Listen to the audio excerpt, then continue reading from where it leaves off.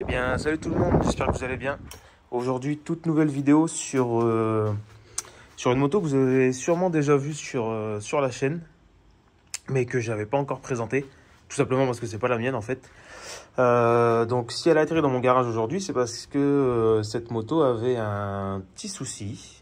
Donc, cette moto appartient à mon beau-frère, et en fait, il y avait un peu tout le monde qui roulait avec. Et à un moment donné, elle a plus roulé. Donc en fait, je l'ai récupérée hier pour la refaire et sûrement pour lui racheter ensuite. Ça, on verra bien. Et en fait, j'avais déjà changé la bobine. Parce qu'en fait, ce qu'il faut savoir, c'est que sur ces motos-là, donc pour commencer, on est sur une 125. On va commencer par le début. On est sur une 125, je crois que c'est RFZ. Ouais, 125 RFZ Sano. On n'est pas en enduro, on est en open. Donc en fait la différence entre open et enduro, c'est que open on est en 12-14 et enduro on est comme là-bas. Donc là sur une enduro on est en 14-17. Voilà, donc là ça c'est une enduro, moi ça c'est encore une autre gamme, hein. C'est pas pareil, mais on est sur une enduro et là on est sur une open.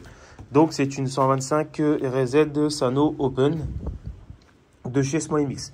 Donc c'est une moto que vous avez, je crois, aux alentours de 700 €. Donc cette moto-là a toujours, ça fait à peu près un an que le bof il l'avait. Tout se passait bien jusqu'au jour où, après un lavage, elle a redémarré, mais le lendemain elle voulait plus démarrer. Donc pendant un moment, elle est restée à dormir. Ensuite, je me suis un petit peu décidé à mettre les mains dedans. J'ai juste racheté une bobine, elle a redémarré.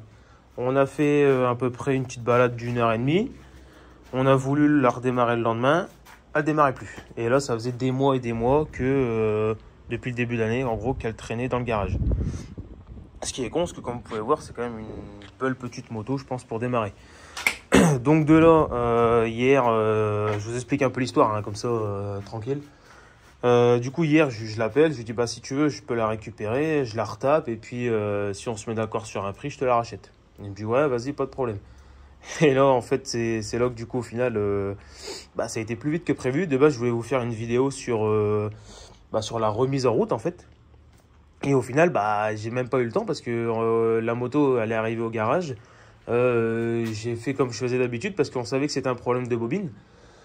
Ou, enfin, en tout cas, il n'y avait pas d'étincelle, donc c'était un problème électrique.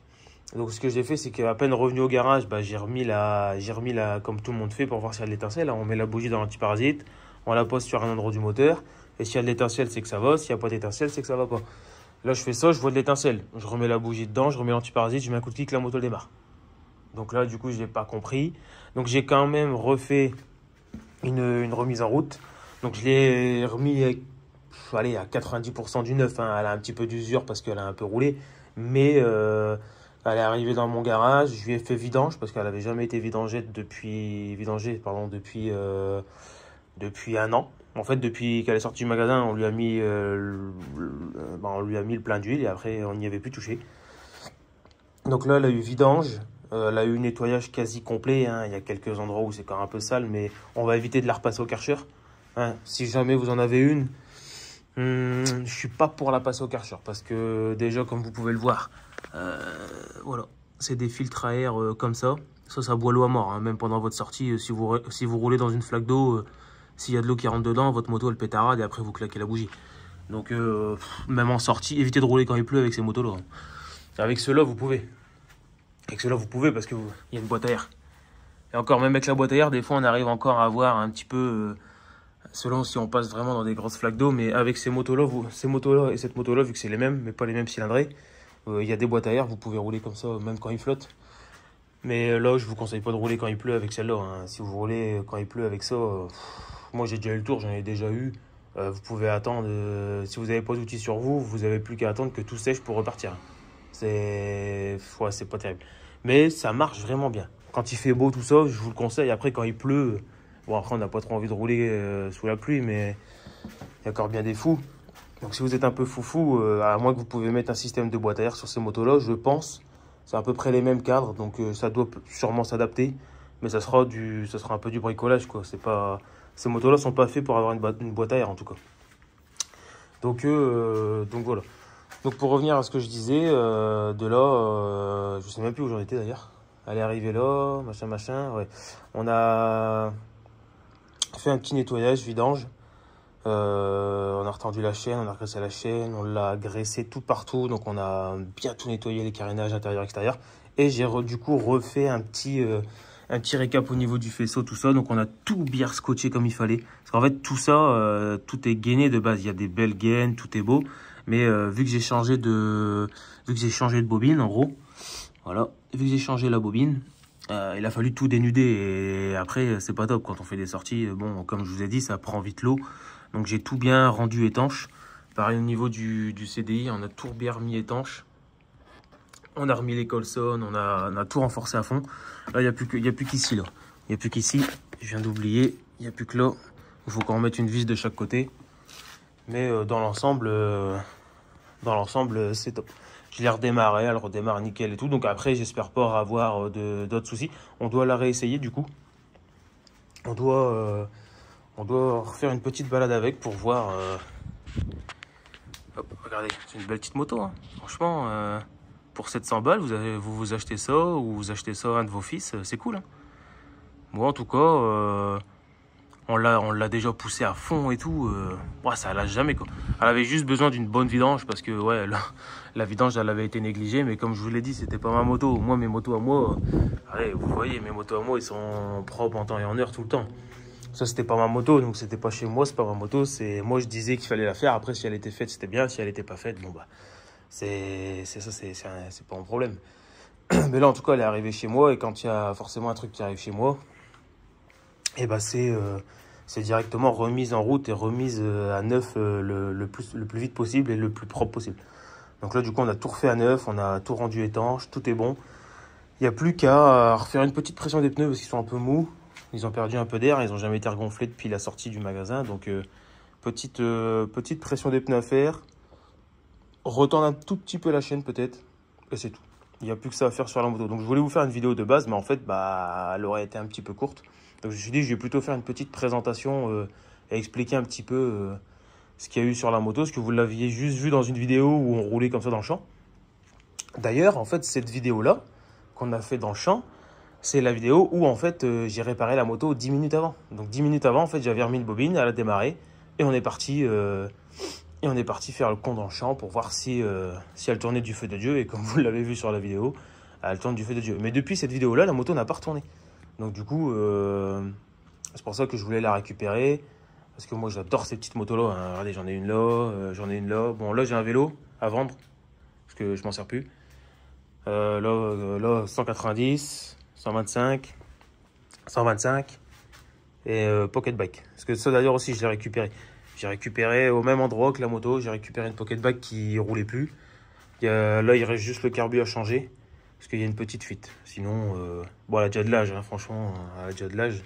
Mais elle tourne, elle roule. Elle prend ses tours et tout, donc nickel. Petite pocket pour les enfants. Donc ça, c'est top. Il y a juste le carbu à changer, parce qu'il y a une petite fuite. Donc, ce qui fait que même robinet éteint, j'ai ça à changer, puis le petit robinet. Donc sur Amazon, vous avez un pack complet à 30 €. Je pense que je vais faire ça, mais quand j'aurai le temps, là, j'ai pas le temps. Donc du coup, voilà pour la petite 125. Donc je pense que je vais vous faire une seconde vidéo où je fais une comparaison. Donc je vais pas faire une comparaison avec la 190 parce que ça sert à rien.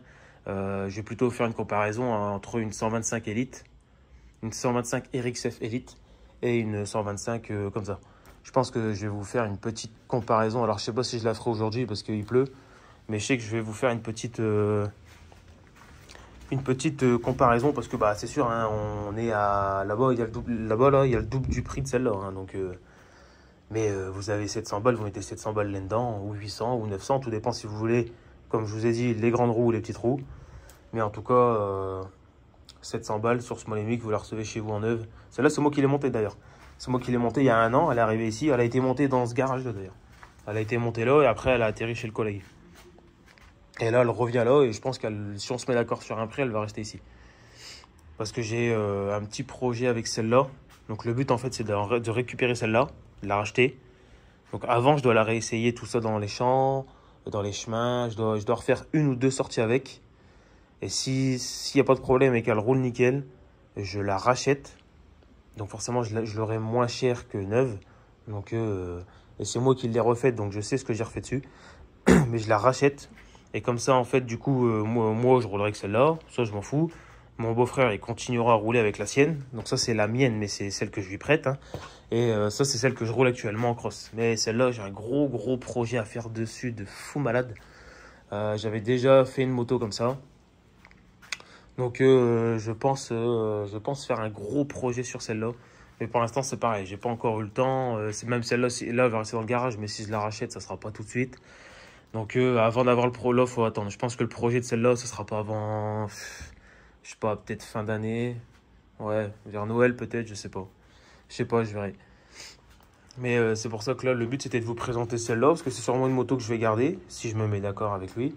Et ce sera sûrement celle avec laquelle je vais rouler. Parce que moi, je m'en fous. Hein, ce que je veux, c'est pouvoir faire un peu de cross. Mais à côté, faire un gros projet sur celle-là. Et avoir une moto de folie. Donc du coup, voilà pour la petite péripétie qu'on a eue sur la 125. Qui au final reste un mystère en fait hein, sur la panne parce que en fait j'ai changé la bobine, ça a redémarré, on a fait 1 heure de route, on a fait 1 heure de cross, 1 heure et demie, le lendemain ils ont voulu la démarrer, elle démarrait pas. Et même moi quand j'y allais, je mettais les mains dessus et tout, et pas moyen. Là je la penche sur le plateau là, je la mets couchée parce que par rapport aux arceaux c'est pas passé, un peu bizarre. Enfin bref, je la mets couchée sur la moto, j'arrive ici, bim, je mets un coup de clic, la moto elle démarre. Donc je pense qu'il y avait sûrement un faux contact. Si jamais, bon, j'ai pas besoin d'un professeur dans les commentaires, hein, parce que je vois qu'il y en a, ils se prennent pour des mécanos. Alors que je connais parfaitement ces motos-là, il n'y a pas de souci là-dessus. Mais mettez votre petit commentaire si vous aviez une moto comme ça, ou si vous avez toujours une moto comme ça, et que ça vous est déjà arrivé. Mais c'est souvent à cause de l'eau. Hein. Ces motos-là, l'eau, c'est la maladie. Ça, je peux vous le dire, c'est la maladie. J'en ai déjà eu 2 comme ça il y a des années, il y a 5-6 ans. Dès que tu roules dans l'eau avec cette moto-là, c'est mort. C'est fini. Ton filtre, il prend l'eau. Et si ton CDI prend l'eau, tout ça, parce que regardez, là, c'est pas comme ça de base. Hein. C'est moi qui ai scotché. Hein. C'est pas du tout comme ça. Hein. C'est moi qui ai tout rendu étanche le plus possible, même si cette moto-là, je vais éviter de la passer au Karcher.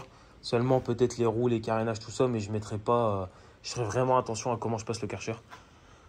Parce que, je vous le dis, ces motos-là, c'est la maladie, c'est l'eau.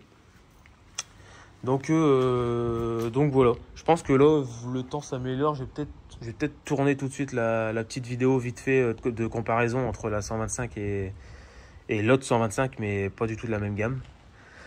Mais en tout cas, c'est 3 motos qui viennent de chez Small MX. Et jusqu'à l'heure d'aujourd'hui, pas de souci avec les motos, hein, franchement.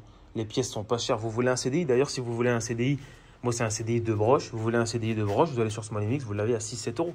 Vous allez toujours sur le même site, Small MX, une bobine, vous l'avez à 8-9 euros. C'est là, franchement, vous prenez faisceau électrique, bobine et CDI. Les 3, vous n'êtes même pas à 20 euros. Ou tout pile à 20 euros. Ça ne coûte rien du tout. J'ai regardé un keychain pour la 190 et puis la 125. Un keychain plus la chaîne, je crois que je suis même pas à 20 euros ou 25 euros par moto. La couronne, elle doit coûter 7 ou 8 euros. Et la chaîne, même pas une dizaine d'euros. Et après, vous prenez le pignon avec, comme ça, vous changez tout complet. Et ben, ça coûte rien du tout. C'est des motos qui coûtent rien. Alors après, bien sûr, c'est pas homologué. Hein. Il le précise bien ici, c'est pas homologué. Mais c'est des bonnes petites bécanes, hein, franchement. Surtout la 190, hein, ça reste. C'est pour ça que je vais faire un projet de fou avec celle-là. Je veux plus en cross, elle est folle. Mais en autre chose, elle pourrait être encore plus folle.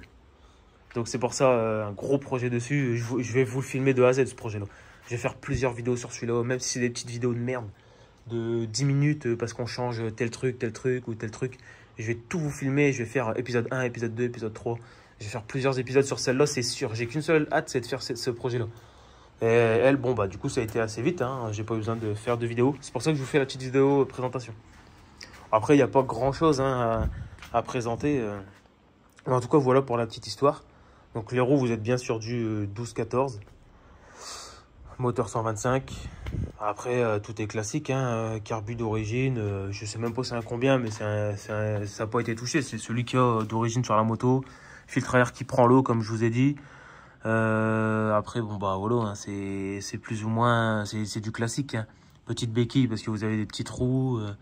Donc ça, elle est vraiment petite, hein. Elle fait, regardez, hop, je monte dessus. J'ai pied, quoi. Tranquille. C'est petit pour 1m80, c'est petit. Parce qu'il y a beaucoup de personnes qui me posent la question, ah, est-ce que tu crois que celle-là, ça m'irait, nanani, nanana. En vrai, moi, je fais 1m80. Si j'ai une moto à te recommander, si tu as les moyens, c'est de prendre la 190. 1m80 ou même 1m70. Après, tu peux rouler avec ça, mais c'est parce que tu vas faire gros sur la moto. Tu vas faire un gros gabarit. Si vous allez voir une des vidéos avant où je roulais avec celle-là, moi, je fais 1m80. Je fais 90 kg presque. On dirait un gros daron sur la moto, frère. C'est pour ça, ça c'est bien, mais ça c'est plus pour faire le guignol un peu de droite à gauche, tu vois. Si tu veux vraiment faire des longues balades et tout avec tes potes en moto, tout ça, bah moi je te recommande la 190. Là, tu es équivalent à une grosse cross presque. Alors attention, pas grosse cross, mais tu prends les 100 faciles avec ça, gros. Et en 2, en 3, ça lève, tu vois. C'est une 190. Franchement, pour moi, c'est top, hein. Tu chopes ça, frère. Avec ça, t'es bien. Et puis, bah là, après, si t'as un peu moins les moyens, tu prends celle-là, mais en termes de prix, t'es pareil, hein. Maintenant, la 190, là, la 190, celle-là, ils te la font en 1006 et quelques. Moi, au moment où je l'ai acheté, je voulais l'avoir pour 2000 euros, parce qu'elle coûtait 2000. Réduction de prix, bim. Ah bah, on t'offre celle-là, 1650. Celle-là, 1650, et celle-là, je l'avais payée d'occasion 800. Mais elle était neuve, elle avait 3 heures, la moto. Donc, t'imagines un peu. Et celle-là, elle vaut le double, hein. Bon, elle a baissé maintenant, elle doit valoir, je sais plus, 1002 ou 1003 en neuve. Mais en vrai, elle est top, hein. Franchement, c'est des bonnes bécanes, hein. Et de base, elle est pas en... De base, elle est en petit trou comme ça. C'est une open, celle-là. Bah, regardez. Hop, open. Et moi, je l'ai mis en enduro. Parce qu'en gros, open, c'est de l'enduro quand même, mais c'est par rapport à la taille des roues, comme je vous ai dit. Là, de base, en fait, les roues que tu as sur cette moto-là, bah, c'est les roues que tu as sur celle-là, en fait. Donc, du coup, moi, j'avais une paire de roues qui traînait, donc j'avais mis les 14-17. Ce qui fait que, bah, du coup, le beau-frère, quand il roule, il est tranquille, et puis moi, sur celle-là, je suis tranquille.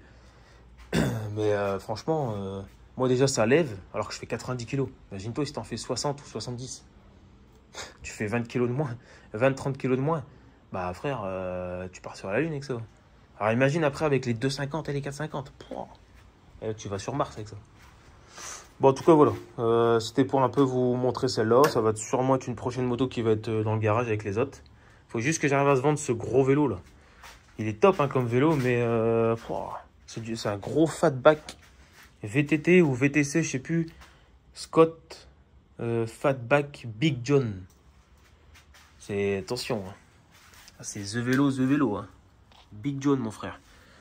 Avec ça, tu peux y aller. Alors, il n'y a pas de suspension, par contre. Alors, c'est un tape-cul. Mais si tu gonfles pas trop tes pneus, ça amortit, ça te fait des gros petits boudins. Bon, je dis pas que tu peux naviguer sur l'eau, mais... En tout cas, tu peux naviguer sur le sable et sur la neige. Donc, celui-là à vendre, ça vaut 1609, hein. Je le vends moins que ça. Mais, vélo très top. Donc, voilà, l'équipe. J'ai fait un peu le tour des 3 motos, histoire de vous montrer que tout va bien. Et surtout qu'on va sûrement récupérer la petite sœur. Parce qu'elle, c'est vraiment la petite sœur. Là, c'est la daronne. Là, c'est la grande sœur. Et là, t'as la petite sœur. Donc, voilà. Topissime. Bon, moi, en tout cas, je vais vous faire une petite vidéo comparaison, je pense, entre celle-là et puis la 125. Comme ça, vous verrez un petit peu, vous ferez votre propre avis. Puis vous verrez un peu les deux motos côte à côte, la différence des pièces, tout ça, parce que ça n'a rien à voir, hein. Là, on est sur du bas de gamme, hein. Mais du bas de gamme qui marche. Franchement, ça marche. Moi, 90 kg là-dessus, ouais, ça envoie des watts. Bon, voilà l'équipe. En tout cas, bon, n'hésitez pas à commenter, partager, liker. Et puis, petits commentaires, tout ça, sur ceux qui ont des motos comme ça, ou même sur ceux qui ont des dirt, tout ça. N'hésitez pas, hein, moi, je suis dirt à fond. J'adore d'autres trucs, mais là, en ce moment, je suis à fond dans les dedans. Donc, même ceux qui ont des petites pockets, les petits enfants, là, commentez, likez, partagez. Et puis on se voit dans la prochaine vidéo pour faire une petite comparaison. Allez, ciao tout le monde.